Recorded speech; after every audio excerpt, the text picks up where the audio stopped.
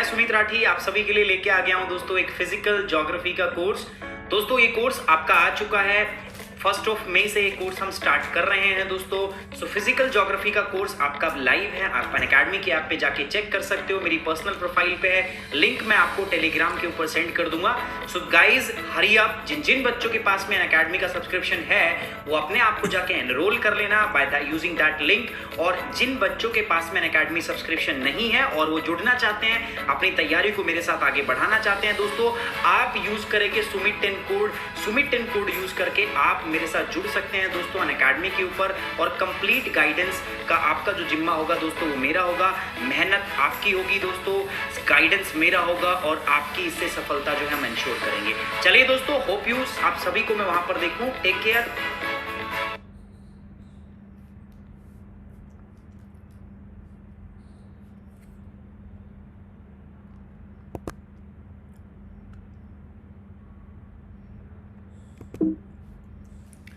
Hello दोस्तों, कैसे हो यार आप सभी लोग।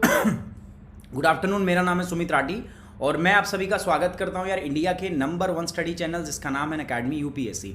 नंबर 1 क्यों? क्योंकि आप लोग हैं। नंबर 1 क्यों? क्योंकि आप लोगों का और हमारा जो है एक बेजोड़ तालमेल जो है वो यहाँ पर है। सो दोस्तों, ना आपके बिना हम पूरे हैं, ना हमारे बिना आप पूरे हो। सो इस चीज़ को आगे बढ़ाते हैं दोस्तों। और दीक्षा जो हमारा प्रोग्राम है उसके तहत मैं आपसे रिक्वेस्ट करता हूँ कि ज़्यादा से ज़्यादा आप इस प्लेटफॉर्म को शेयर कीजिए ताकि आपको मौका मिल सके हमसे डायरेक्ट मेंटरिंग का, है ना। दीक्षा प्रोग्राम के अंडर में आपको जैसा मैंने बताया कि दीक्षा प्रोग्राम के अंडर में अगर आप चैनल को प्रमोट करते हो, है ना। अब वो कैसे भी हो सकता है। कई बच्चे बोलते हैं सर मैं फेसबुक पे नहीं हूँ, कई बोलते हैं मेरे दोस्त नहीं है, मेरा ये नहीं है। कहीं पर भी प्रमोट कर सकते हो आप, ठीक है। लाइक मैंने एग्जाम्पल दिया था, हमारे एक स्टूडेंट ने अपने स्कूल के अंदर बच्चों को वीडियो, देखो अभी लॉकडाउन है ना, geography, history, these are the general subjects. आप किसी भी बच्चों को, किन्हीं को भी, स्कूल के बच्चे हों, किन्हीं को भी आप इसके लिए प्रोत्साहित कर सकते हैं। और वो जो आपकी जो चीज़ है, जो आपका प्रोत्साहन है, जो उनको आप दोगे दोस्तों, वो प्रोत्साहन जो है हमें आप सेंड करोगे और ट्रस्ट मी गाइज,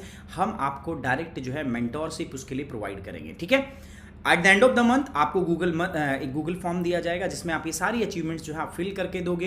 एंड उन अचीवमेंट के बेसिस पर हम सेलेक्ट करेंगे 10 बच्चे, जिन 10 बच्चों को 1 महीने के अंदर में आपकी कम से कम 5 घंटे डायरेक्ट मेंटरिंग की जाएगी उनकी थ्रू वीडियो कॉन्फ्रेंस। और ऐसा नहीं है कि एक बार किया और ठीक है छोड़ दिया, नहीं, बार बार रेगुलर जो है वो आपकी मेंटरिंग जो है वो की जाएगी। सो किसी भी अपने पसंदीदा एजुकेटर्स की वीडियो जो है आपको वो क्या करने हैं, आपको शेयर करने हैं, प्लेटफॉर्म को शेयर करना है दोस्तों। सो ये है हमारा Disha program. Good afternoon, good afternoon good afternoon everybody. Lovepreet Kaur, good afternoon. Pratibha, Kamalkant, good afternoon. Vinayak, Pooja Thakur, Vishal, good afternoon. Mahi, Akanksha, Pratibha, Vinayak, Abhilasha, shine star, Vinayak ही विनायक चल रहा है, Pooja Thakur, Mansi, Manisha, fit life. So आप सभी का स्वागत है यार इंडिया के नंबर 1 स्टडी चैनल में। दोस्तों आज मैं बता दूं आपको, एक रात में लाइव क्लास में करने वाला हूं अनअकैडमी पर 8 से 9 बजे। और ये जो 8 से 9 बजे जो क्लास होगी ये पॉलिटी की क्लास होगी। आप लोग परेशान रहते हो पॉलिटी कैसे पढ़ें, है ना, कैसे पढ़ें, क्या करें क्या ना करें। मैं आज आपके साथ में एक बेहतरीन, एक अच्छी ट्रिक जो है पॉलिटी की मैं डिस्कस करने वाला हूं। कहां पर? अनअकैडमी के ऊपर। सो दोस्तों आप मेरे साथ जुड़ना ना भूलें। और ये जो क्लास होगी दोस्तों ये फ्री क्लास है। इसका लिंक आपको टेलीग्राम चैनल पे ठीक क्लास स्टार्ट होने से पहले आपको मिल जाएगा। और मैं आपको बता दूं दोस्तों, आप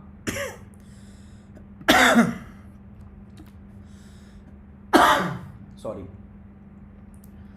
सही 8 बजे क्लास स्टार्ट करेंगे हम। तो 8 बजे आप लोग मिल जाना वहाँ पे, है ना। और बाकी जितने भी बच्चों के साथ आप शेयर कर सकते हो यार शेयर करो। मैं आपको इस क्लास का लिंक जो है 7:30 के ऊपर 7:30 PM के ऊपर मैं आपके पास से इसका लिंक जो है वो शेयर कर दूंगा। कहाँ पर लिंक शेयर करूँगा पता है? मैं टेलीग्राम के ऊपर, ठीक है। टेलीग्राम के ऊपर आपको लिंक मिल जाएगा। टेलीग्राम चैनल अगर आपने मेरा फॉलो किया वहाँ पर आपको यहाँ पर इसका लिंक जो है वो मिल जाएगा, ठीक है। या मैं क्या करता हूं दोस्तों, जो ये क्लास होगी इसके आपके चैट बॉक्स के नीचे मैं उस लिंक को पिन करा देता हूं। जो चैट बॉक्स होता है वहाँ लिंक पिन करा देता हूं। सो बाय यूजिंग दैट आप वहाँ जाओगे, एक बार जाके ना आप उस आईडी को फॉलो कर लोगे। फॉलो कर लोगे तो आपको रेगुलर जो है अपडेट्स वो अपने आप मिलती रहेंगी। सो दोस्तों आज हम बात करने वाले हैं क्लाइमेट चेंज और इसकी मिटिगेशन स्ट्रैटेजी। क्लाइमेट चेंज हम ऑलरेडी डिस्कस कर चुके हैं। ये पूरी सीरीज यूपीएससी 2020-2021 के लिए बहुत जरूरी रहने वाली है दोस्तों। सुमित 10 मेरा कोड है, this is my referral code, इसका इस्तेमाल कर सकते हो आप। अनअकैडमी पर कोई भी सब्सक्रिप्शन लेने के, कोई भी आप कोर्स खरीदते हो तो आप सुमित 10 कोड का यूज़ करो। वो किसी भी फील्ड का हो सकता है, यूपीएससी, एनडीए, सीडीएफ, सीडीएस, किसी भी फील्ड का हो सकता है। एंड आपको मिलेगा 10% एक्स्ट्रा डिस्काउंट। ठीक है, क्या मिलेगा आपको दोस्तों? 10% एक्स्ट्रा डिस्काउंट आपको यहां पर मिलेगा दोस्तों। अनअकैडमी का 2 ईयर का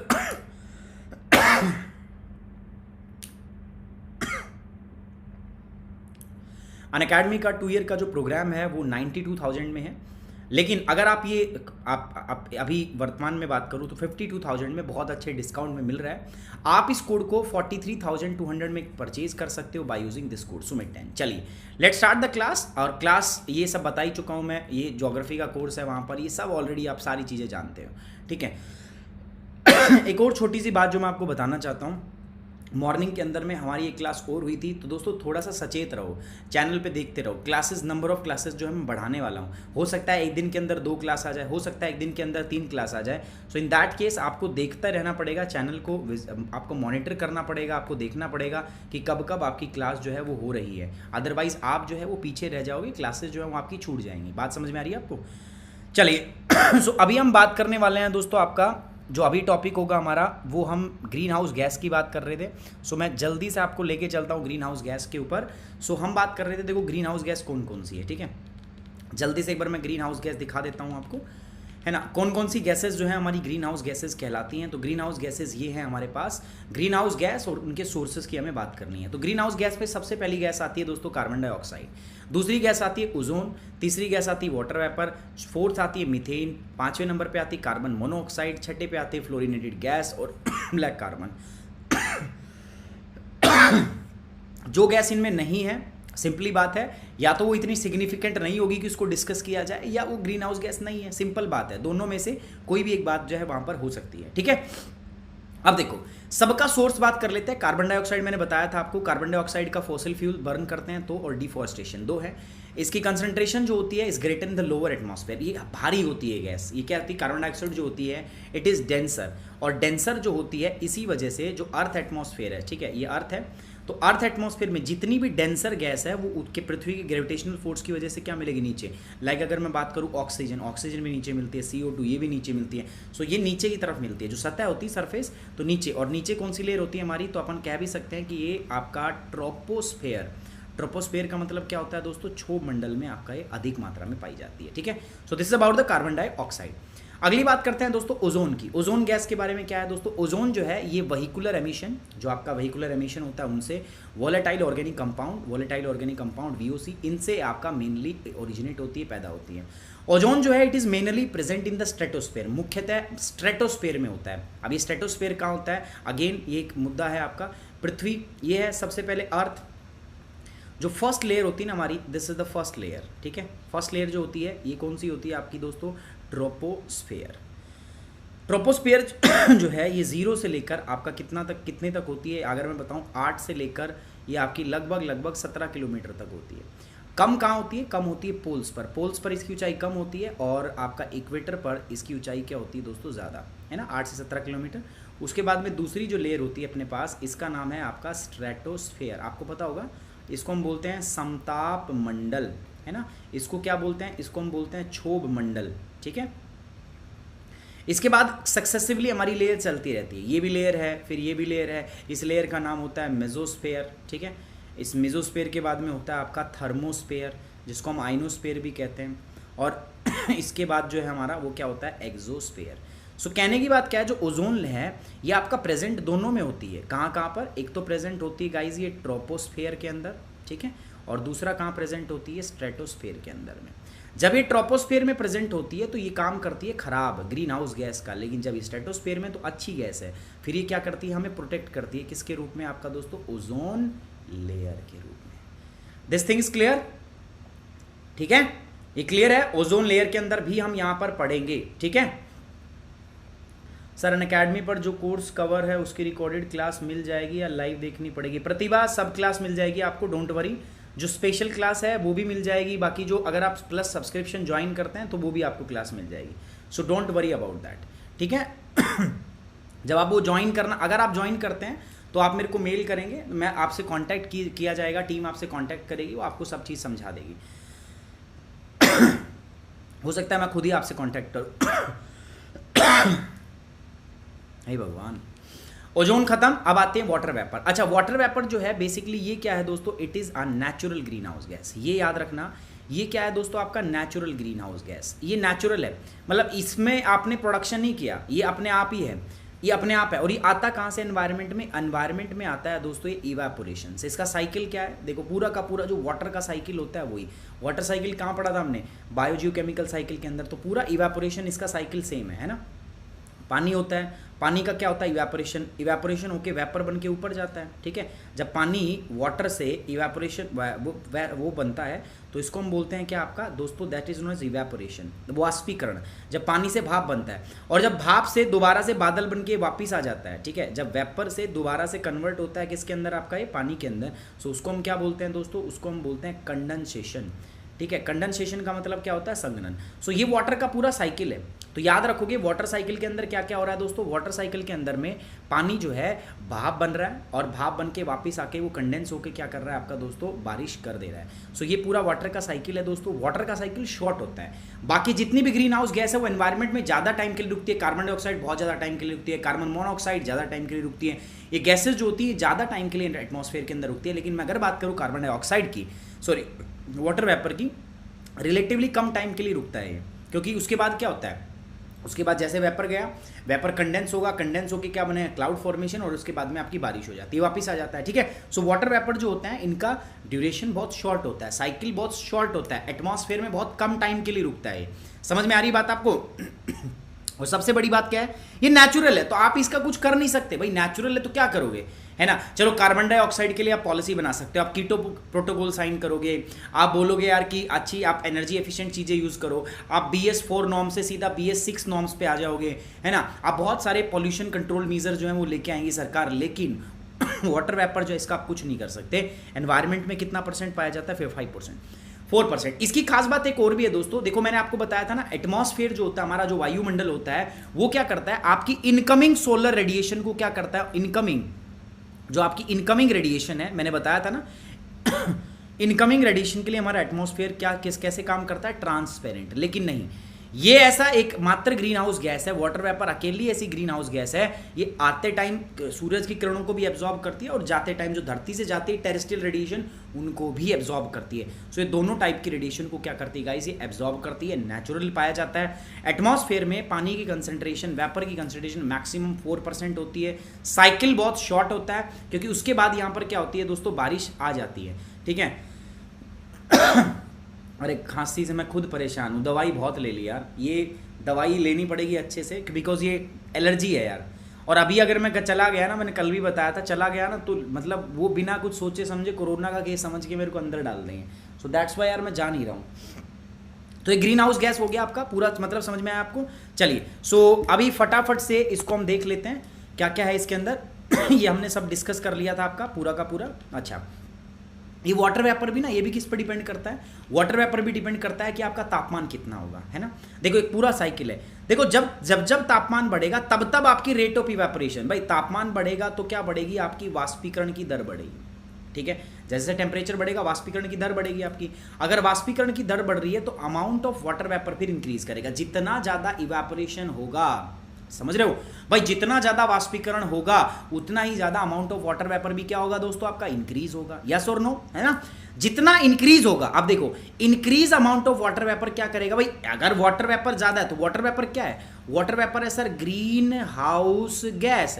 अब ग्रीन हाउस गैस क्या करती है दोस्तों, ये एब्जॉर्प्शन करती है। एब्जॉर्प्शन का मतलब क्या है, अवशोषित करती है किनको दोस्तों, ये करती है आपका टेरेस्ट्रियल रेडिएशन को, ठीक है। आपको पता ना टेरेस्ट्रियल रेडिएशन क्या होती है, पृथ्वी से निकलने वाली विकिरणें जो पृथ्वी से निकलती हैं। मैंने बताया था किसी भी चीज का टेम्परेचर अगर ग्रेटर देन 0 होता है, अगर आपका भी तापमान 0 डिग्री से बढ़ता है ना तो आप भी रेडिएशन एमिट करते हो, ठीक है, आप भी क्या करते हो, you also emit the radiation. So वो क्या होती है, एब्जॉर्प्शन इंक्रीज होता है तो उसमें आपका रेडिएशन होती है ना। उसके बाद में क्या होता है दोस्तों, टेम्परेचर, अब ये एब्जॉर्प्शन इंक्रीज होगा तो इससे क्या होगा दोस्तों, ग्लोबल वार्मिंग भी होगी, है ना। एक पॉइंट यहाँ छूट गया, ग्लोबल वार्मिंग होगी, और ग्लोबल वार्मिंग होगी तो फिर से ग्लोबल वार्मिंग का तो मतलब ही क्या है, तापमान का बढ़ना, और तापमान बढ़ेगा फिर से रेट ऑफ इवेपोरेशन इंक्रीज होगा। समझ रहे हो, एक साइकिल बन गया, लूप बन रहा है। देखो लूप कैसे बन रहा है दोस्तों, टेम्परेचर इंक्रीज होना, टेम्परेचर इंक्रीज होने का मतलब क्या है दोस्तों, आपका ग्लोबल वार्मिंग। ये बात क्लियर है या नहीं है भाई। तापमान में वृद्धि, तापमान में अगर वृद्धि हो रही है आपका तो उससे क्या होगा, आपका तापमान बढ़ रहा है तो रेट ऑफ इवेपोरेशन भी बढ़ेगा, वाष्पीकरण की दर भी बढ़ेगी। अगर वाष्पीकरण की दर बढ़ रही है आपका तो अमाउंट ऑफ वाटर वेपर, ये भी क्या होगा दोस्तों, आपका इंक्रीज होगा, जलवाष्प की मात्रा भी क्या होगी, इंक्रीज होगी। जितना इवेपोरेशन होगा amount of water vapour also increases, ठीक है। जितना वाटर वेपर बढ़ रहा है, वाटर वेपर बढ़ने का मतलब क्या है, ग्रीन हाउस गैस आपकी क्या हो रही है, इंक्रीज। तो ग्रीन हाउस गैस इंक्रीज हो रही है तो ये क्या करेगी दोस्तों, ये जो आपकी टेरेस्ट्रियल रेडिएशन है उनका एब्जॉर्प्शन बढ़ा देगी, उसकी वजह से फिर तापमान बढ़ेगा, मतलब ग्लोबल वार्मिंग फिर बढ़ेगी। तो ये क्या साइक्लिक है, आपस में एक दूसरे से जुड़ा हुआ है, संबंधित है। बात समझ में आ रही है। ये इंपॉर्टेंट बता रहा हूं मैं दोस्तों, मीथेन, मीथेन जो है कार्बन डाइऑक्साइड के पास में दूसरा एक इंपॉर्टेंट ग्रीन हाउस गैस है, और ये ज्यादातर कहां से होती है, ज्यादातर मीथेन का जो प्रोडक्शन होता है दोस्तों वो कहां से होता है, आपका एग्रीकल्चरल एक्टिविटी। तो कई बार हमारे से सवाल पूछा जाता है दोस्तों क्या, कि जो ग्रीन हाउस गैस उत्पन्न होती है क्या उसमें कृषि का योगदान होता है। हाँ, कृषि का बहुत बड़ा योगदान है, अभी मैं आगे बढ़ाऊंगा। जनरली हम सोचते हैं कृषि का योगदान नहीं है, लेकिन नहीं, कृषि का भी योगदान है। पैडी कल्टीवेशन, जो चावल आप उगाते हो, बर्निंग ऑफ फॉसिल फ्यूल, जो आप जो जीवाश्म जलाते हो, वेटलैंड, वेटलैंड का मतलब क्या होता है पता है, आर्द्र भूमि। तो जितनी भी जो हमारी आर्द्र भूमि है उनसे भी ये उत्पन्न होता है। फर्टिलाइजर फैक्ट्री, खाद बनाने वाली कंपनी जो है उनसे उत्पन्न होता है। एनिमल हस्बेंड्री, देखो आप जो पशु रखते हो ना घर में, आपने देखा ना वो जब खाना खाते हैं तो निगल लेते हैं, उसके बाद में जब वो बैठते हैं तो अंदर से निकाल के ना उसको मुंह चलाते रहते हैं, उसको बोलते हैं कटज्विंग। तो वो जो कटविंग करते हैं ना तो उसके टाइम पे क्या होती है, गैस रिलीज होती है उनके मुंह से, जिनको हम क्या बोलते हैं आपका, दैट इज मिथेन गैस। और मिथेन जो है ये सेकंड हाईएस्ट गैस है जो एग्रीकल्चर और इंडस्ट्रियल एक्टिविटी से प्रोड्यूस होती है आफ्टर कार्बन। सबसे ज़्यादा कार्बन डाइऑक्साइड प्रोड्यूस होती है। उसके बाद अगर दूसरे नंबर पर कोई आती है दोस्तों तो वो कौन सी आती है, आपका methane. Methane comes in the second number. Carbon monoxide की बात कर रहा हूँ। Carbon monoxide mainly produce by the incomplete. देखो जब भी CO दिखे आपका, इसका मतलब क्या हुआ भाई, इसका मतलब हुआ कि सर जी हमारे पास इनकम्प्लीट क्या हो रहा है, कंबशन हो रहा है। मतलब कोई भी चीज़ आप अधूरी जला रहे हो, कोई भी चीज़ जब आप अधूरी जलाते हो, जब भी आपका इनकम्प्लीट कंबशन होता है, ठीक है। कंबशन का मतलब क्या होता है दोस्तों, कंबशन का मतलब होता है जलना। तो कोई भी चीज़ जब अधूरी जलती है, मतलब पूरी तरीके से नहीं जलती, किसी का भी कंप्लीट दहन नहीं होता, पूर्ण संपूर्ण दहन नहीं होता, तो उस केस में दोस्तों क्या बनती है, आपका कार्बन मोनोऑक्साइड गैस बनती है। याद रहेगी, कार्बन मोनोऑक्साइड गैस अगर मैं इंडस्ट्रीज में बात करूं तो आयरन और स्मेल्टिंग, जो लोहा बनाने के लिए और जो स्मेल्टिंग मतलब पिघालने के लिए, धातु को पिघालते हैं ना, उन वहाँ से दोस्तों आपकी ये क्या होती है, मुख्यतः उत्पन्न होती है। CO जो है is a lighter than the air, ये हवा से क्या होती है दोस्तों, आपका हल्की होती है। So it is short let in the green house, ठीक है। सो ये आपका क्या होती है, ग्रीन हाउस के अंदर में ये भी आती है, और ये मतलब थोड़ी सी हल्की होती है। In upper troposphere it is very harmful. तो मतलब देखो क्या हल्की है तो क्या करेगी, देखो मैंने बताया था भारी जो जितना होगा, ये अर्थ सरफेस है, जो जितनी भारी गैस होगी सतह के उतने ही पास मिलेगी। अब जो जितनी हल्की होगी वो कहाँ मिलेगी, आपको ऊपर मिलेगी, अपर एटमॉस्फेयर के अंदर में चली जाएगी, ठीक है। कहाँ चली जाएगी, अपर एटमॉस्फेयर में। तो जब ये कार्बन मोनोऑक्साइड यार ऊपर एटमॉस्फेयर में जाती है तो ये बहुत खतरनाक होती है ओजोन लेयर के लिए, ठीक है। Then it is harmful for the ozone layer. तो ओजोन लेयर के लिए क्या है दोस्तों, ये खतरनाक है ना, वो हमें समझना पड़ेगा। वो मैं समझाऊंगा किसके अंदर, आपको ओजोन डिप्लीशन के अंदर में, ठीक है। ओजोन परत का ह्रास, उसमें समझाऊंगा। अब आती है दोस्तों फ्लोरिनेटेड गैसेस। फ्लोरिनेटेड गैसेस के बारे में हमें चर्चा तो करनी पड़ेगी, ठीक है। क्या होगा दोस्तों, चर्चा तो करनी पड़ेगी, पता लगाना ही पड़ेगा कि कहाँ से फ्लोरिनेटेड गैस जो उत्पन्न होती है। देखो they are emitted through variety of industrial process, बहुत सारी प्रोसेस है जिसकी वजह से उत्पन्न होती है। 3 आपकी गैसेस इंपॉर्टेंट है इसमें। पहला बात करोगे तो क्या, वो है हाइड्रोफ्लोरोकार्बन HFC। HFC हम कहाँ यूज़ करते हैं, परफ्लोरोकार्बन और सल्फर हेक्साफ्लोराइड, ठीक है। So these are 3 fluorinated gas. They are emitted through variety of industrial process, ठीक है। ये हिंदी में भी है, टेंशन मत लो। ये बहुत सारी इंडस्ट्रियल प्रक्रियाएं उनसे उत्पन्न होती हैं, जैसे एल्यूमिनियम सेमीकंडक्टर बनाते हो ना आप, तो उसमें से भी उत्पन्न होती है। और इनको हम ओजोन डिप्लीटिंग सब्सटेंस के सब्स्टिट्यूट के रूप में इस्तेमाल करते हैं। देखो मैंने आपको क्या बताया था, फ्लोरिनेटेड गैस है हमारी। देखो हमारे पास ओजोन, अभी आगे पढ़ोगे, हमारे पास ओजोन को डिप्लीट करने वाली ओजोन गैस का, ओजोन जो परत है ना हमारी एटमॉस्फेयर में, उसका क्षरण करने वाली गैस होती है, जिसको हम बोलते हैं आपका CFC, क्लोरोफ्लोरोकार्बन, ठीक है। लेकिन उसको हमने रिप्लेस किया किससे दोस्तों, हाइड्रोफ्लोरोकार्बन, HFC से। सो क्लोरोफ्लोरोकार्बन क्या थी, ये थी आपका ओजोन डिप्लीटिंग सब्सटेंस। लेकिन CFC क्या है दोस्तों, this is a potent green house gas, बहुत खतरनाक ग्रीन हाउस गैस है। इसका ग्लोबल वार्मिंग पोटेंशियल बहुत ज़्यादा होता है। So they are emitted through the variety of the industrial process such as aluminium semiconductor manufacturing and also used for the substitution of the ozone depleting substance। जिनसे हमारा ozone का depletion होता है, उनके लिए भी इसका उनके स्थान पर अब किसका इस्तेमाल किया जाता है, आपका फ्लोरिनेटेड गैसेस का इस्तेमाल किया जाता है भाई। जिनसे ओजोन, पहले हम CFC इस्तेमाल करते थे, CFC से ओजोन परत का कटाव होता था, लेकिन अब हम क्या यूज़ करने लगे हैं, HFC। और HFC से क्या है, HFC एक ग्रीन हाउस गैस है, ठीक है। तो याद रखना ये बात, they can only be destroyed in the upper atmosphere. इनसे छुटकारा पाने का एक ही तरीका है, जब आप अपर एटमॉस्फेयर में गैसेस चली जाएंगी तो अल्ट्रावायलेट UV रेडिएशन, मैंने बताया था ना, सूर्य से कई प्रकार की आपकी सूर्य से किरणें जो आती है इलेक्ट्रोमैग्नेटिक जो स्पेक्ट्रम में होती हैं, जो सूर्य से एनर्जी आती है, उनको हम लैम्डा यानी कि वेवलेंथ और फ्रीक्वेंसी के आधार पर विभाजित कर लेते हैं। Alpha, beta, gamma, ultraviolet rays, UV rays जिसको हम बोलते हैं, एक्स रेज, ठीक है, ये रेडियो वेव, ऐसे से बांट लेते हैं। सो जब आप हाइट पे लेके चले जाओगे ना इन गैस को, भाई जो फ्लोरिनेटेड गैस है, मैं क्या कह रहा हूं, सिंपल बात समझो, फ्लोरिनेटेड गैस मतलब ये गैस बहुत सारी इंडस्ट्रियल प्रोसेस से उत्पन्न होती है, होगी उत्पन्न, ठीक है, उत्पन्न हो गई। उसके बाद में उनमें क्या है, जैसे एल्यूमिनियम सेमीकंडक्टर मैन्युफैक्चरिंग, वहां से हो गया। और साथ में जो हम ओजोन डिप्लीटिंग सब्सटेंस होते थे ना हमारे, जैसे CFC, उनका बदला। ओजोन CFC कहाँ यूज करते थे हम, CFC का इस्तेमाल करते थे हम आपका दोस्तों एयर कंडीशनिंग के अंदर, कूलिंग के अंदर, कूलिंग जो इंडस्ट्री है उसके अंदर में CFC का इस्तेमाल होता था। लेकिन उससे ओजोन परत का जो है वो नाश हो रहा था, और वो एक बहुत बेकार चीज़ है, बहुत गलत चीज़ हो जाती है दोस्तों। पूरा मैनकाइंड जो है उसका सर्वाइवल खतरे में पड़ सकता था। इसीलिए हमने मॉन्ट्रियल प्रोटोकॉल के तहत CFC को कंप्लीट बैन कर दिया। फिर बात आती है CFC को रिप्लेस किससे करें, तो उसके लिए हमने हाइड्रोफ्लोरोकार्बन इस्तेमाल किया। लेकिन बाद में पता चला यार ये भी खतरनाक है, ये बहुत खतरनाक क्या है दोस्तों, ग्रीन हाउस गैस है। So hydrofluorocarbon is a potent green house gas. इनसे छुटकारा पाने का एक ही तरीका है, अगर ये एटमॉस्फेयर में चली गई तो नष्ट पता है कब होगी, जब ये अपर एटमॉस्फेयर में चली जाएंगी, ठीक है। जब ये अपर एटमॉस्फेयर में चली जाएंगी तो वहां पर क्या होगा दोस्तों, अल्ट्रावायलेट UV रेडिएशन से ही ये क्या हो सकती है, आपका डिस्ट्रॉय हो सकती है, ठीक है। Global warming potential GWP and lifespan of fluorinated gas are the longest among in-house gases। देखो जितनी भी गैसेज अभी मैं पढ़ाऊंगा ग्लोबल वार्मिंग पोटेंशियल क्या होता है। ग्लोबल का मतलब क्या होता है, ग्लोबल वार्मिंग तो आप वही सही बात है ना। पोटेंशियल का मतलब होता है क्षमता, मतलब ग्लोबल वार्म करने की, तापमान बढ़ाने की इनकी क्षमता कितनी होती है। तो अब तक मैं बता दूं इनकी क्षमता सबसे ज्यादा होती है। सबसे highest GWP global warming potential अगर किसी का होता है तो फ्लोरिनेटेड गैस का ही होता है। अभी मैं आगे भी बताऊंगा। There are 3 main category of the fluorinated gas. इनकी 3 मेन कैटेगरी होती है। एक तो होता है हाइड्रोफ्लोरोकार्बन पहला, दूसरा होता है परफ्लोरोकार्बन PFC, और तीसरा क्या होता है सल्फर हेक्साफ्लोराइड। सो हाइड्रोफ्लोरोकार्बन में बात करूं तो used in refrigerants and the fire retardant and also used for replacement of the chlorofluorocarbon, ठीक है।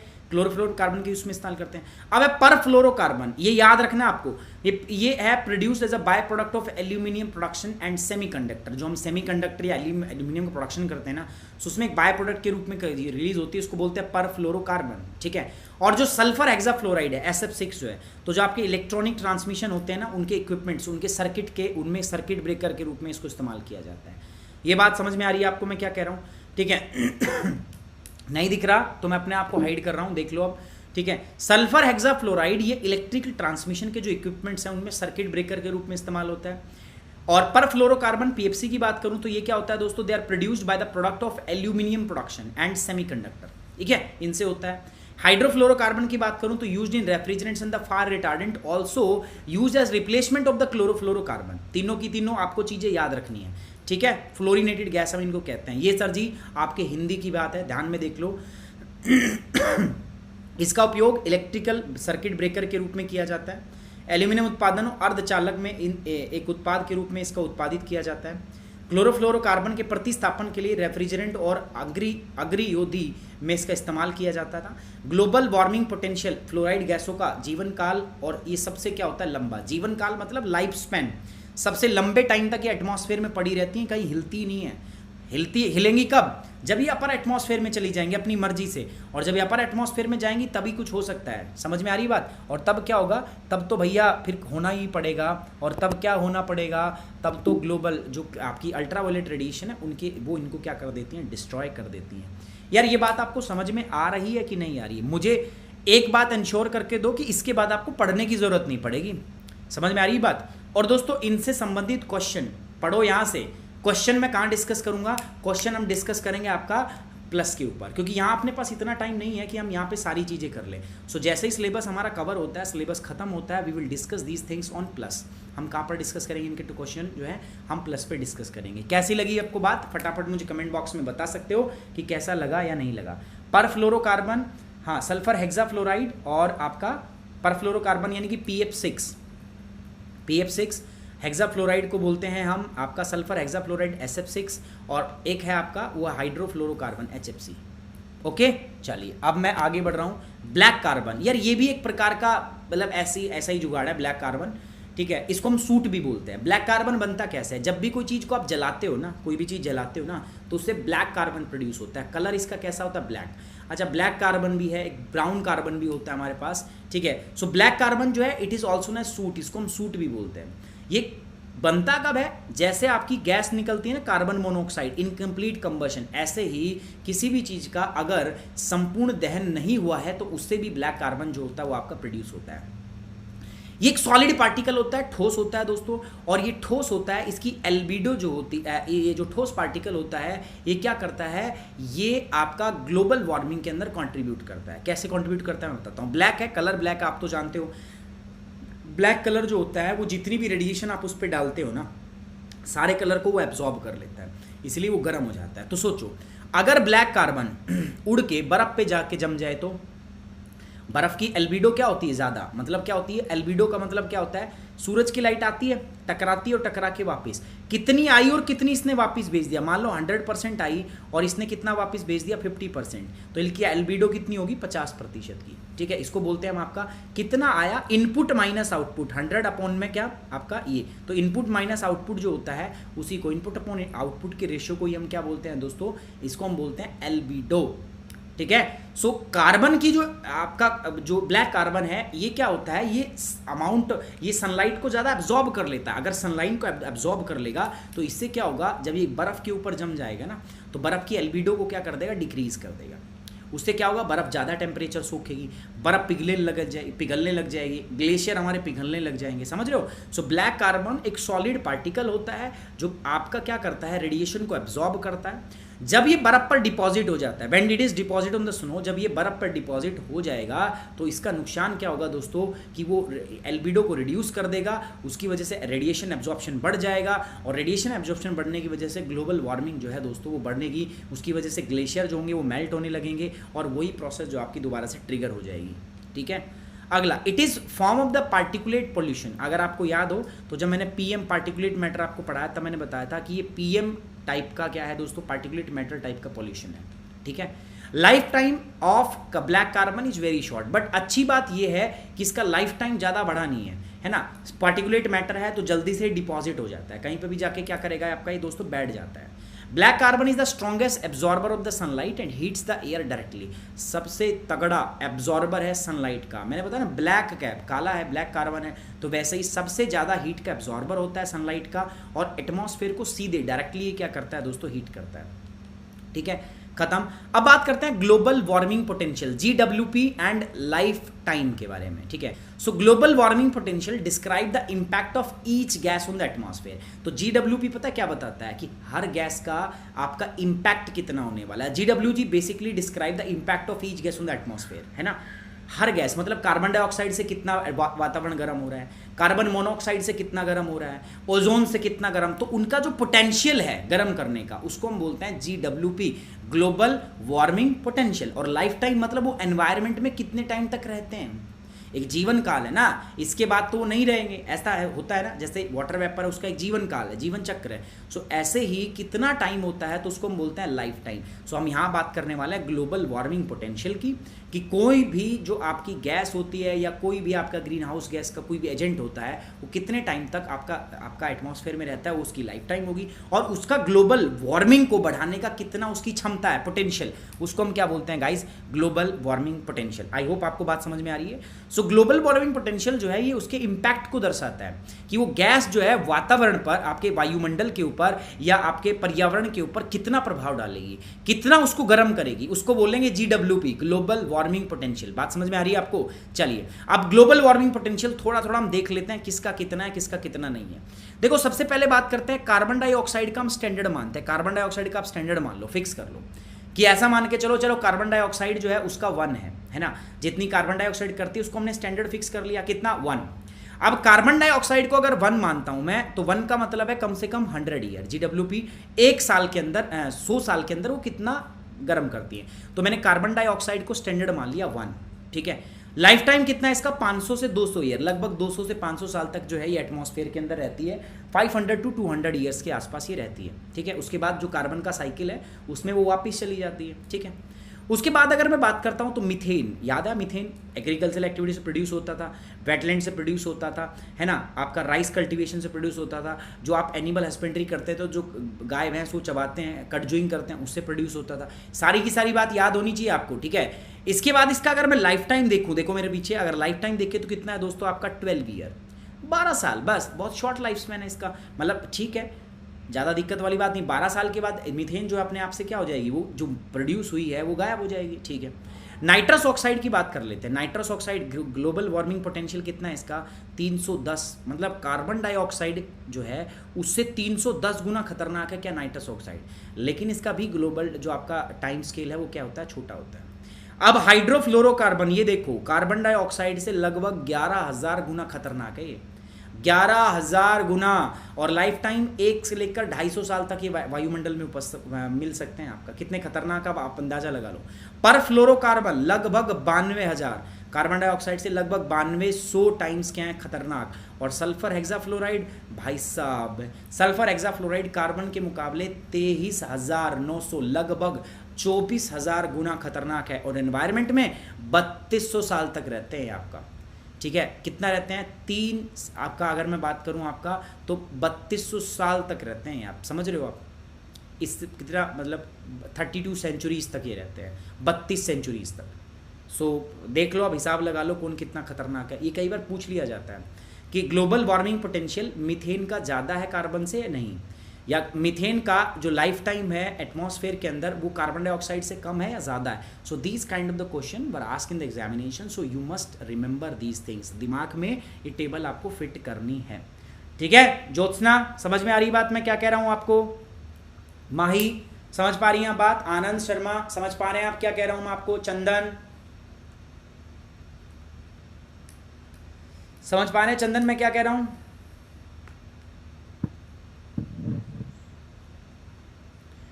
चंदन पूछ रहे हैं sir do video on art and culture. भाई मेरे को आर्ट एंड कल्चर नहीं आता, बिल्कुल मेरे को कोई इंटरेस्ट ही नहीं है, पता आर्ट एंड कल्चर मेरा सबसे वर्स्ट है। आर्ट एंड कल्चर मुझे कतई मज़ा नहीं आता आर्ट एंड कल्चर में, मंदिर मस्जिद और उनके ऊपर ये उनके यहाँ स्कल्पचर ऐसे, उनके यहाँ पे ये मूर्तियाँ इस टाइप की, वहाँ पर ये हैं, मेरे को बिल्कुल ना मज़े आते, मेरे को कतई पढ़ने में मज़ा नहीं आता, इसलिए मैं करता भी नहीं हूँ।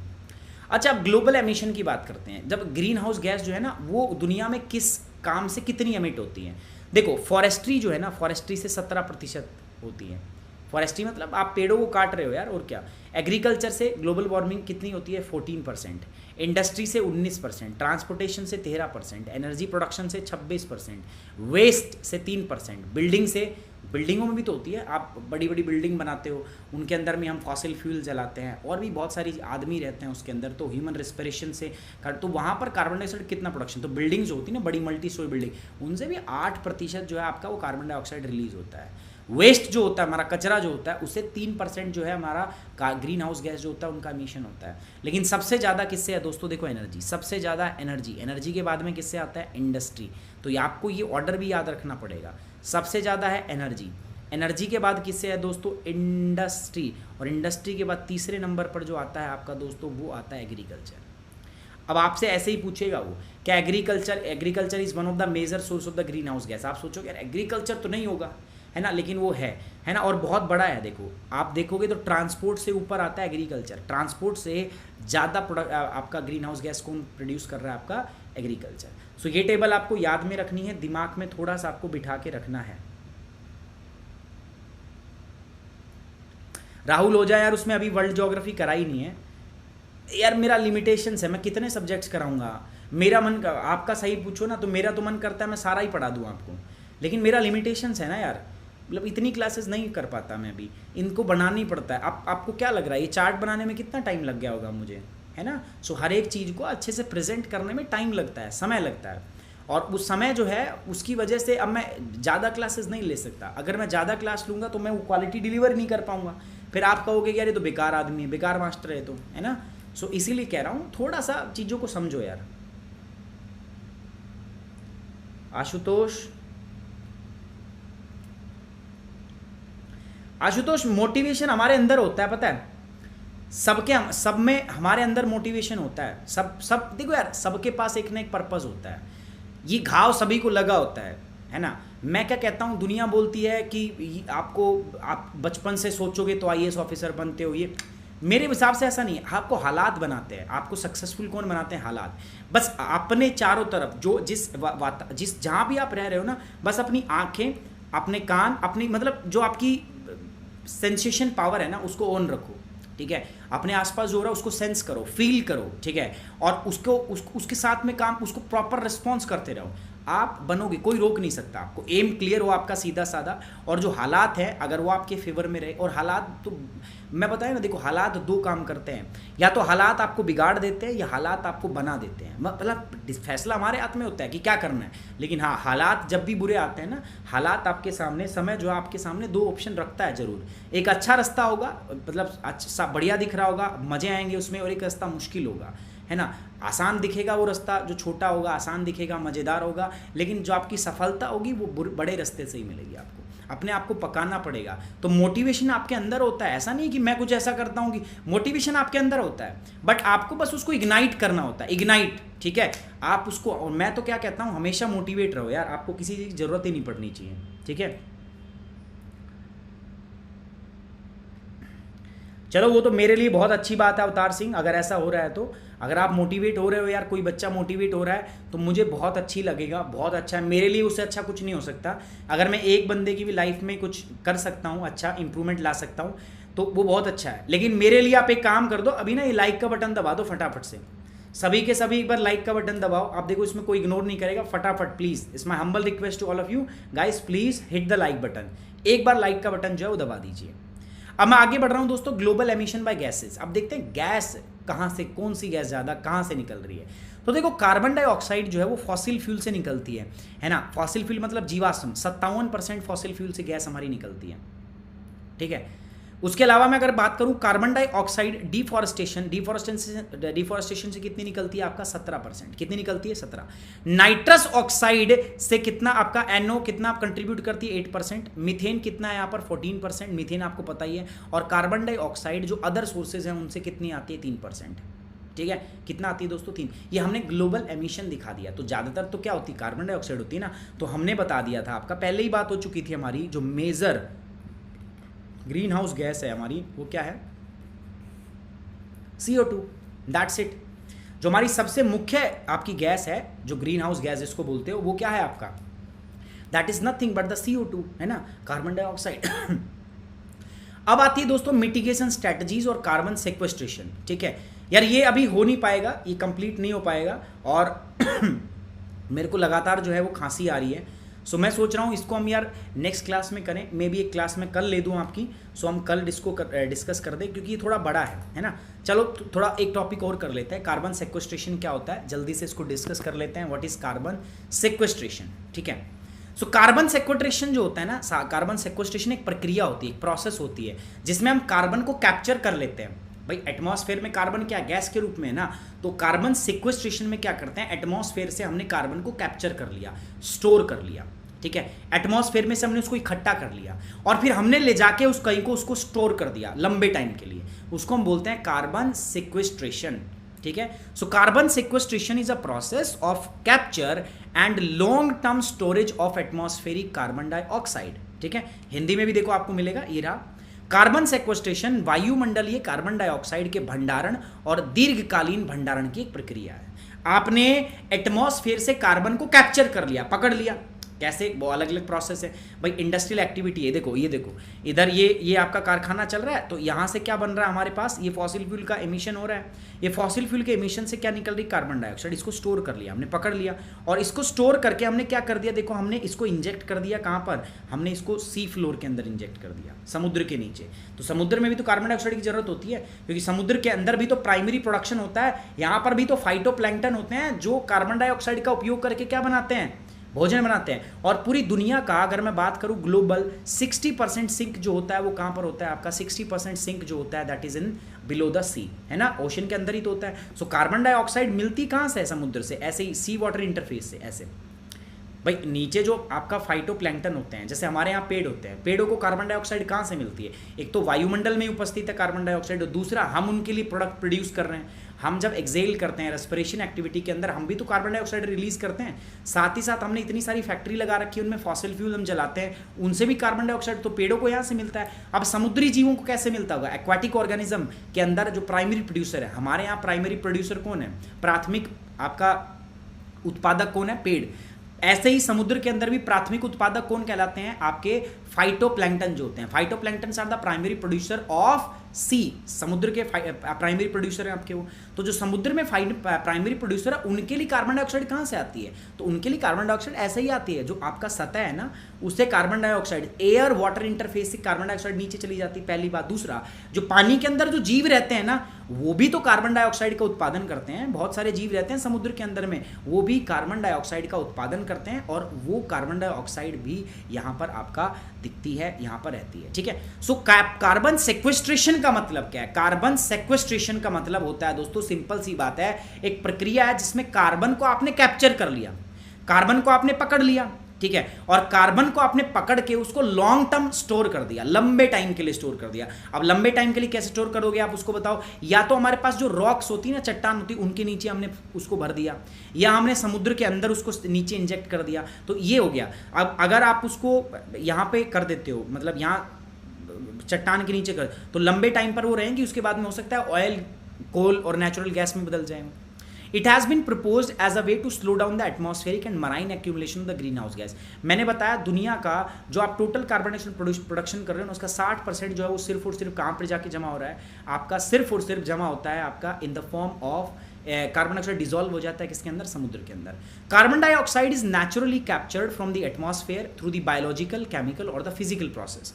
कई प्रकार की प्रक्रियाओं से आप इसको कैप्चर कर सकते हो। कार्बन डाइऑक्साइड बहुत प्रकार की प्रक्रियाएं हैं जिससे आप इसको कैप्चर कर सकते हो। नेचुरली भी कैप्चर कर सकते हो एटमॉस्फेयर से, है ना, बायोलॉजिकल प्रोसेस भी होती हैं, केमिकल प्रोसेस भी होती हैं, फिजिकल प्रोसेस भी होती हैं। तो बहुत सारी प्रोसेस है जिनके द्वारा आप इसको कैप्चर कर सकते हो और आप इसको स्टोर कर सकते हो। ठीक है, तो कार्बन सिक्वेस्ट्रेशन का मतलब क्या हुआ, आपने एटमॉस्फेयर से कार्बन डाइऑक्साइड को कैप्चर कर लिया और लॉन्ग टर्म के लिए उसको स्टोर कर दिया, इसी को बोलते हैं कार्बन सेक्वेस्ट्रेशन। सिंपल सी बात है। ठीक है, कार्बन सेक्वेस्ट्रेशन, कार्बन को पकड़ा और उसका दीर्घकालीन भंडारण कर दिया हमने। ठीक है, कार्बन सिंक किसे कहते हैं, ठीक है, कार्बन सिंक भी कुछ ऐसा ही होता है। A carbon sink is anything that absorb more carbon than it release. देखो, कोई भी ऐसी चीज जो कार्बन डाइऑक्साइड का प्रोडक्शन तो कम करता हो, लेकिन उससे ज्यादा वो उसका एब्जॉर्ब करता हो, समझ रहे हो, मतलब पॉजिटिव प्लस और क्या है दोस्तों, माइनस, है ना, प्लस और क्या है, माइनस। माइनस का मतलब क्या है, उसको कार्बन डाइऑक्साइड निकालना, प्लस का मतलब होता है जोड़ना। तो कार्बन सिंक किस में कहेंगे, जिसका ये तो क्या हो, कम हो, लो कम हो, और माइनस क्या हो, हाई हो, मतलब वो आपका जोड़ तो कम रहा हो एटमॉस्फेयर में कार्बन डाइऑक्साइड, निकाल ज्यादा, उसको बोलते हैं carbon sink. So carbon sink is anything that absorb the more carbon. कुछ भी ऐसी चीज जो अपने कार्बन डाइऑक्साइड के रिलीज से ज्यादा दोस्तों उसको क्या करता हो, एब्जॉर्ब करता हो, उसको हम क्या कहते हैं, आपका कार्बन सिंक कहते हैं। ठीक है, a carbon sink is anything that absorb more carbon than it is release, while a carbon source is anything that release more carbon than it is absorb. Sink मतलब ज्यादा कार्बन डाइऑक्साइड को वो absorb करेगा, है ना। और carbon का source क्या होगा, जो ज़्यादा कार्बन डाइऑक्साइड प्रोड्यूस करे। हम क्या है, we are the source of the carbon, हम कार्बन के सोर्स हैं। पेड़ पौधे क्या है, पेड़ पौधे जो है they are the carbon sink. Forest हो गया, सॉइल हो गया, ओशियन हो गया, एटमॉस्फेयर हो गया, they all store the carbon and इसीलिए हम इनको क्या बोलते हैं दोस्तों, कार्बन के सिंक बोलते हैं। कॉन्टिन्यूस प्रोसेस है। पेड़ हो गए आपके, सॉइल मिट्टी होगी, ocean, they are act as the carbon sink, वो कार्बन सिंक की तरह काम करते हैं। एक कॉन्टिन्यूस साइकिल में वो कार्बन को स्टोर करते रहते हैं। This constant movement of the carbon means that the forest act as the source और sink at the different time. और ये तो आप सभी लोग जानते हो ना, फॉरेस्ट सिंक भी काम भी करते हैं और आपका सोर्स का भी। देखो जब पेड़ पौधे मर जाते हैं तो उनकी जो लकड़ियां होती हैं हम उनको जलाते हैं, तो जब लकड़ियां जलती हैं तो उससे क्या होता है, कार्बन प्रोड्यूस हो रहा है, तो कार्बन सोर्स। सिंक कब, जब वो जिंदा होते हैं, तो जब वो जिंदा होते हैं तो क्या करते हैं, ग्लोबल एनवायरनमेंट से बहुत सारी कार्बन डाइऑक्साइड को क्या करते हैं, अपनी टिश्यूज़ के अंदर स्टोर। देखो एक पौधा, एक पेड़ जितने अपने जीवन काल के अंदर में वो कार्बन डाइऑक्साइड एब्जॉर्ब करता है, मरने के बाद में उसकी लकड़ियों से उतनी कार्बन डाइऑक्साइड रिलीज भी हो जाती है। समझ में आ रही बात आपको ये, यस और नो। तो पेड़ पौधे जो है वो दोनों काम करते हैं, कार्बन डाइऑक्साइड का भी, कार्बन सिंक का भी, और आपका साथ ही साथ में कार्बन सोर्स का भी काम करते हैं। ठीक है, क्लियर है Khushboo, Sapna, Archana, Satyam, gym lover, Noorjahan, clear है। Sandeep Chauhan, a carbon sink is natural और artificial reservoir that accumulates and store the carbon containing chemical compound for an indefinite period. हाँ yes, you are right Sandeep, सही हो आप। ठीक है, मतलब एटमॉस्फेयर में से वो ज़्यादा कार्बन निकाल रहा हो, स्टोर कम कर रहा हो, एटमॉस्फेयर में ऐड कम, ऑब्वियस बात है ना। पेड़ पौधे भी तो क्या करते हैं, पेड़ पौधे भी तो रात में कार्बन डाइऑक्साइड रिलीज करते हैं ना, तो वो भी सोर्स का भी काम करता है, लेकिन वो सिंक का काम ज़्यादा करते हैं, ज़्यादा कार्बन डाइऑक्साइड को एक्यूमुलेट करते हैं। अब एक बात आती है कार्बन फर्टिलाइजेशन। फर्टिलाइजेशन का मतलब क्या होता है, एक बात बताओ मुझे, पेड़ पौधों को अपने फलने फूलने के लिए किसकी आवश्यकता होती है, कार्बन डाइऑक्साइड की, यस और नो। भैया कार्बन डाइऑक्साइड का तो इस्तेमाल करते हैं ना पेड़, ठीक है, इसका तो क्या करते हैं, जो हमारे ट्री होते हैं वो इसको क्या करते हैं, यूज करते हैं, यस और नो बताओ। तो अगर एटमॉस्फेयर में कार्बन की मात्रा बढ़ रही है, CO2 की मात्रा यदि बढ़ रही है, तो वो किसके रूप में काम करती है, एक फर्टिलाइजेशन, खाद के रूप में काम करती है। So earth vegetated lands have shown significant green largely due to the rising level of that. जितनी कार्बन डाइऑक्साइड बढ़ेगी, पेड़ों को तो उतना ही मजा आ रहा है। क्यों, पेड़ों को भाई खाना बनाने की, देखो मैं कुछ खाता हूँ, मेरे को किसी चीज़ की आवश्यकता है और वो मुझे एटमॉस्फेयर में ज़्यादा मिले, तो मेरा विकास क्या होगा, ज़्यादा। तो अर्थ पे जितनी भी वेजिटेटिव लैंड है वो ज़्यादा हरी भरी हो जाती है जब उनको कार्बन की मात्रा ज़्यादा मिलती है। इसी को बोलते हैं हम कार्बन फर्टिलाइजेशन, कि कार्बन ने खाद के रूप में काम किया है। कार्बन की ज़रूरत तो होती है पेड़ों को, तो अगर मैं कार्बन की ज़रूरत बढ़ा दूँ, उनको मैं ज़रूरत से ज़्यादा कार्बन प्रोवाइड करूँ, तो वो क्या होंगे, एकदम हरे भरे चकाचक, क्योंकि सारी ज़रूरत पूरी हो रही है उनकी। तो ऐसे में हम बोलते हैं उसको कार्बन फर्टिलाइजेशन। ठीक है, greening means an increase in the leave on the plants and tree. इससे क्या होगा, उसके पेड़ पौधे के जो पत्ते हैं वो भी ज़्यादा हो जाएंगे, पेड़ पौधों में जो पत्ते हैं वो ज़्यादा निकल जाएंगे। Increase concentration of CO2, increase photosynthesis, spring plants growth. ज़्यादा कार्बन डाइऑक्साइड होगी, जितना कार्बन डाइऑक्साइड बढ़ेगा उतना ही फोटोसिंथेसिस, प्रकाश संश्लेषण ज़्यादा होगा, उतनी प्लांट की ग्रोथ ज़्यादा होगी। Carbon dioxide fertilization contribute to 70% of the greening effect. और ये जो कार्बन डाइऑक्साइड बढ़ रहा है ना, इसकी वजह से जो पेड़ के अंदर जो ग्रीनिंग इफेक्ट हो रहा है ना, उसके अंदर में इसका 70% योगदान है। किसका दोस्तों, कार्बन फर्टिलाइजेशन। ये हिंदी में देख सकते हो आप मेरे साथ, ठीक है, ये हिंदी में भी हो गया आपका। सो इंक्रीज CO2 फर्टिलाइजेशन, इसकी वजह से क्या होगा, फोटोसिंथेसिस जो है वो रेट बढ़ जाता है आपका। इंक्रीज बायोमास, प्लांट और ड्राई वेट वो बढ़ जाता है। इंक्रीज वाटर यूज एफिशिएंसी बढ़ जाती है। Increase tolerance of the light level बढ़ जाता है। Increase optimum temperature for photosynthesis. अगर आपने CO2 बढ़ा दिया ना, कार्बन डाइऑक्साइड, सो पेड़ों की तो मौज है, पेड़ों की तो बल्ले बल्ले है भाई। ठीक है, कार्बन कैप्चर एंड स्टोरेज, ये भी हम करते हैं। इसमें क्या करते हैं, हम कुछ नहीं करते, कार्बन को हम कैप्चर करते हैं, कार्बन को पकड़ा और रॉक जो है आपकी पृथ्वी के नीचे जो रॉक्स कैवरेंस हैं वहाँ के अंदर ले जाके हमने कार्बन को स्टोर कर दिया। कार्बन कैप्चर, पकड़ना और क्या करना, स्टोर करना। Carbon capture and store, catches and sequester. Sequester का मतलब होता है हाइड। कार्बन ये वही है जैसे आपने अभी पढ़ा था ना सेक्वेस्ट्रेशन, एक वैसी प्रक्रिया है आपका, ठीक है। तो इसमें हम क्या करते हैं, गैसों को पकड़ते हैं और उनको यार बहुत नीचे ले जाके ना हम क्या करते हैं, स्टोर करते हैं। अब स्टोर आप दो जगह कर सकते हो, पहला आप ओशियन के अंदर कर सकते हो, समुद्र के अंदर, और दूसरा आप किसी भी जियोलॉजिकल रॉक के अंदर कर सकते हो, चट्टान के अंदर कर सकते हो, और दूसरा किसके अंदर कर सकते हो आप, समुद्र के अंदर। सो दो जगह पर आप इसको क्या कर सकते हो, आपका स्टोर कर सकते हो। दोस्तों नेक्स्ट इसमें एक इवेंट है जिसपे मैं बताऊंगा आपको अनअकैडमी की फ्री क्लास पे कैसे जुड़ना है मेरे साथ, है ना। तो वहां पर मेरे साथ बने रहिए, है ना। जस्ट इसके बाद वो सेशन होगा, स्टार्ट करूंगा मैं, तो आपको मेरे साथ बने रहना है, ठीक है। So until the peak emission subside 100 of the year from now, तो ये होता है हमने कार्बन को पकड़ के या तो चट्टानों के अंदर या समुद्र के नीचे उसको स्टोर कर देते हैं, बस ये बोलते हैं कार्बन कैप्चर एंड स्टोरेज, ठीक है। ये इस प्रकार से होता है, देखो जैसे आप यहाँ देख पा रहे हो, ये यहाँ से कार्बन डाइऑक्साइड रिलीज हो रही है, तो उसको कैप्चर किया हमने और नीचे ले जाके इसको क्या कर दिया हमने, इसको देखो स्टोर कर दिया जियोलॉजिकल रॉक्स के अंदर या समुद्र के अंदर, तो लंबे टाइम तक के लिए वो लॉक हो जाता है वहाँ पे। फॉरेस्ट नेचुरल कार्बन सिंक का काम करते हैं, ठीक है। आप पेड़ लगाओ दो ना, जितना आप पेड़ लगाओगे तो पेड़ तो नेचुरल कार्बन सिंक है, वो वैसे ही कार्बन डाइऑक्साइड को एब्जॉर्ब कर लेंगे, तो आपको बहुत ज़्यादा कुछ करने की ज़रूरत ही नहीं है, ठीक है। सो फॉरेस्ट जो है they are natural carbon sink, वो नेचुरल कार्बन सिंक है, उसकी तरह से काम करते हैं। अब ये प्रोसेस है जियो इंजीनियरिंग। जियो इंजीनियरिंग में क्या करते हैं, इसमें हम इंजीनियरिंग का मेथड करते हैं, कुछ ऐसा उल्टा सीधा करते हैं जिसकी वजह से कार्बन डाइऑक्साइड जो है वो उसका प्रभाव कम होता है। So geoengineering is the technique design to tackle the effect of climate change directly, usually by removing carbon dioxide from the air, ठीक है। ये जियो इंजीनियरिंग जो है यार ये बाद में कर लेंगे, ठीक है, मैं आपको बाद में बता दूंगा। जियो इंजीनियरिंग जो है इसके ऊपर मैं एक स्पेशल सेशन कर दूंगा, ठीक है, तो इसको रहने दो, बाकी ये आपका कंप्लीट हो गया, ठीक है। Geoengineering is like complete. Geoengineering, carbon credit हम बाद में देखेंगे, ठीक है। Carbon tax, how it works, so ये मैं आपको बता दूंगा। आज के लिए इतना ही दोस्तों। इंस्टाग्राम ये है, फेसबुक पेज ये है, फेसबुक ये है, प्लस लेना है, कोई भी डाउट है यहाँ पर मेल करो बस, ठीक है। टेलीग्राम चैनल को यहाँ लिंक, बहुत सारी फ्री क्लासेस के लिंक दूंगा, टेलीग्राम चैनल को फॉलो करना मस्ट है ना। अनअकैडमी पे जुड़ना है मेरे साथ, ऐप इंस्टॉल कर लो, ऐप तो इंस्टॉल कर ही लो, अपने आप को रजिस्टर कर लो, क्योंकि फ्री क्लास भी तो करनी है यहाँ पर। फिर जिसको सब्सक्रिप्शन लेना हो चूज़ यूपीएससी सीएससी, उसके बाद गेट सब्सक्रिप्शन, उसके बाद आपको 24 मंथ का लेना है। देखो वैसे है 92,000 रुपये का, लेकिन अभी आपको मिल रहा है कितने में, सिर्फ 52,000 में, 52,000 रुपये में। और इस 52,000 रुपये में आप 10% एक्स्ट्रा डिस्काउंट ले सकते हैं बाय यूजिंग दिस कोड सुमित10। सुमित10 का यूज़ करो और 10% एक्स्ट्रा डिस्काउंट पाओ। ये कोर्स आपको 10% एक्स्ट्रा डिस्काउंट के ऊपर मिलेगा, ठीक है। बट याद रहे कोड क्या, सुमित10। अगर आप चाहते हो मैं आपको गाइड करूँ थ्रू आउट द प्रोसेस, तो आपका डेटा होना मेरे पास बहुत जरूरी है। उसके लिए आपको क्या कोड यूज़ करना है दोस्तों, सुमित10। चलिए on this note we are ending the today's class. Thank you very much, take care, bye bye, जय हिंद। नेक्स्ट क्लास में मिलना, मैं बताऊंगा अनअकैडमी क्लास को कैसे ज्वाइन कर सकते हो आप, ठीक है। चलिए।